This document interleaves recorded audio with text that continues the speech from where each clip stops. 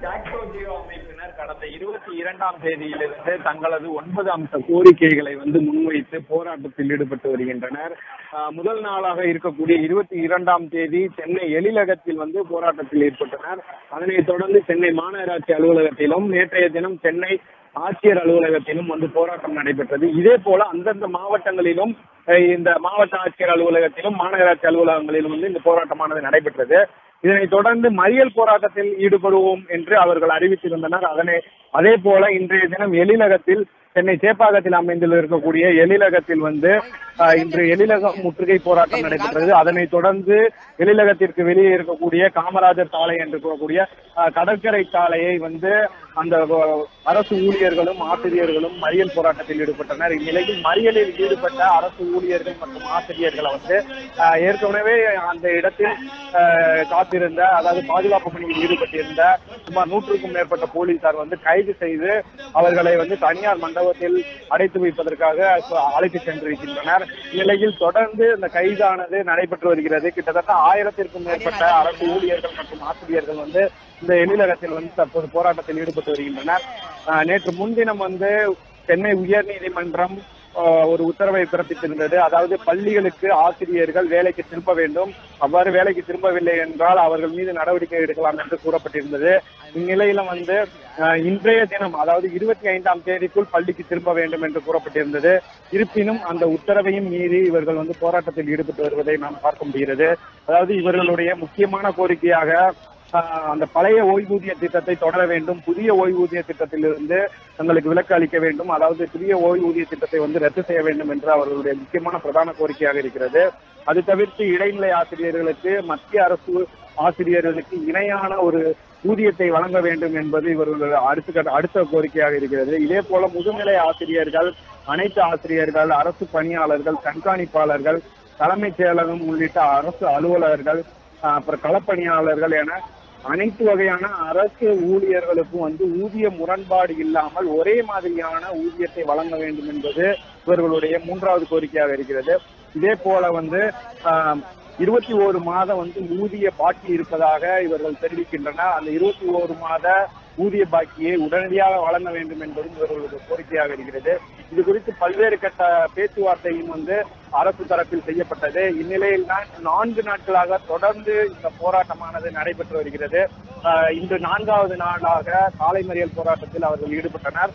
அவ்வாறு சாலை மறியல் போராட்டத்தில் ஈடுபடும் போது பாதுகாப்பு பணியில் இருந்த காவல்துறையினர் அவர்களை கைது செய்து அவர்களை மண்டபத்தில் அடைத்து வரும் செயலில் ஈடுபட்டு வருகின்றனர். இந்நிலையில் ஜாக்டோ ஜியோ அமைப்பின் ஒருங்கிணைப்பாளர்கள் நேற்றைய தினம் தெரிவிக்கும் போது 26ஆம் தேதி, அதாவது நாளைய தினம் சென்னையில் உயர்மட்ட குழு கூட்டம் நடைபெறும் என்றும், அந்த உயர்மட்ட குழு கூட்டத்தில் அடுத்த கட்ட நடவடிக்கைகள் குறித்து முடிவு எடுக்கப்படும் என்றும், அதே போல 26ஆம் தேதி, அதாவது நாளை வரை தொடர்ந்து காலவரையற்ற வேலை நிறுத்தமானது தொடரும் என்றும் அறிவிக்கப்பட்டிருந்தது. இந்நிலையில் நாளை நடைபெற உள்ள இந்த உயர்மட்ட குழு கூட்டம் சென்னையில் நடைபெறும். இந்த சென்னையில் நடைபெறக்கூடிய இந்த உயர்மட்ட குழு கூட்டத்தில் தான் இதற்கு அடுத்த கட்டமா என்ன நடவடிக்கை எடுக்கலாம் என்பது குறித்து முடிவு செய்யப்படும் என்று தெரிவித்திருந்தனர். மேலும் 28ஆம் தேதிக்கு மேல் இந்த போராட்டத்தின் வடிவத்தை மாற்றி அமைப்போம், அதாவது போராட்டத்தை தீவிரப்படுத்துவதற்கு திட்டமிட்டிருப்பதாகவும் தெரிவித்திருந்தனர். அதே போல 28ஆம் தேதிக்கு மேல் என்ன மாதிரியான போராட்டங்களை இவர்கள் ஈடுபட உள்ளார்கள் என்பது குறித்தும் நாளை நடைபெறும் இந்த உயர்மட்ட கூட்டத்தில் தெரிவிக்கப்படும் என்று தெரிகிறது. இந்நிலையில் 1000க்கும் மேற்பட்டோர் சென்னை எழிலகத்தில் தற்போது கைது செய்யப்பட்டு வரும் நேரடி காட்சிகளை தான் நாம் பார்த்துக் கொண்டிருக்கிறோம்.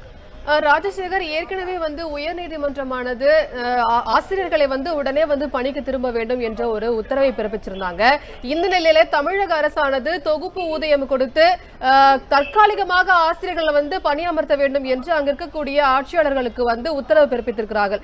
இந்த தகவல் ஆசிரியர்களை எப்படி சென்றடைந்தது? இதற்கு அடுத்து நாளை நடக்கக்கூடிய அந்த உயர்மட்ட குழு கூட்டத்தில் என்ன மாதிரியான முடிவுகள் எடுக்கப்பட வாய்ப்புகள் அதிகமாக இருக்கிறது? ராஜசேகர், ஜாக்டோ ஜியோ அமைப்பை பொறுத்தவரை தெளிவான ஒரு முடிவில் இருப்பதாகவே தெரிகிறது. அவர்கள் தங்களுடைய 9 அம்ச கோரிக்கைகளை அரசு நிறைவேற்றும் வரை தங்களது போராட்டம் தொடரும் என்று தெளிவாக நேற்றைய தினம் அறிவித்திருந்தார்கள்.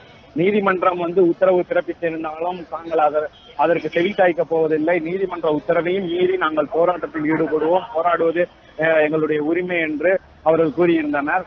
இந்நிலையில நாளை நடைபெற உள்ள அந்த உயர்மட்ட குழு கூட்டத்தில் அடுத்த கட்ட நடவடிக்கைகள் குறித்து முடிவுகள் எடுக்கப்படும். மேலும் அவர்கள் இந்த போராட்டத்திற்கு தடை விதிக்கவில்லை என்றும் ஆசிரியர்கள் பணிக்கு திரும்ப வேண்டும் என்றுதான் உத்தரவு பிறப்பிக்கப்பட்டது. இருப்பினும் தங்களது போராட்டம் இந்த நேரத்தில் நடைபெற்றால் மட்டுமே தங்களது கோரிக்கைகள் நிறைவேறும் என்பதில் அவர்கள் ஒரு தெளிவான முடிவில் இருப்பதாகவே தெரிவித்திருக்கின்றனர். இந்நிலையில பிப்ரவரி 1ஆம் தேதி